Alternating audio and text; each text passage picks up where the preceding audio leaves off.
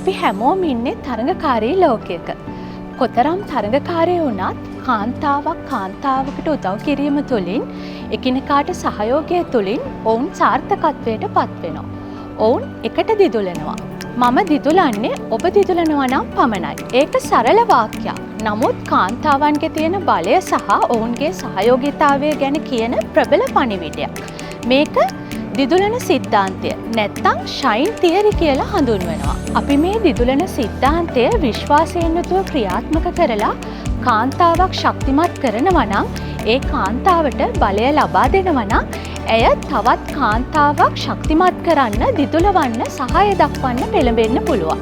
නිමේෂා ඔයාට දෙන ඕනම අභියෝගයක් බාර අරගෙන ඔයා හරියටම කරනවා. මම ඒකට ගොඩක් කැමතියි. எனக்கு எங்கள் குடும்பத்தில் பிரச்சனைன்னு வரும்போது நீங்கள் இந்த இடத்துல இருந்து எனக்காக நிறைய வேலைகள் செஞ்சுருக்கீங்க. அதனால் உனக்கும் ரொம்ப நன்றி.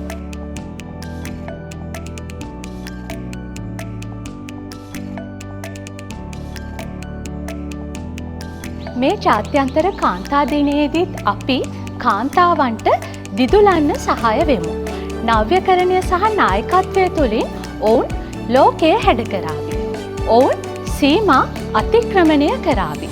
හරියට මුතු මාලයක එකට බැඳිලා එකට දිලිසෙන මුතු පබළු ඇලක් වගේ.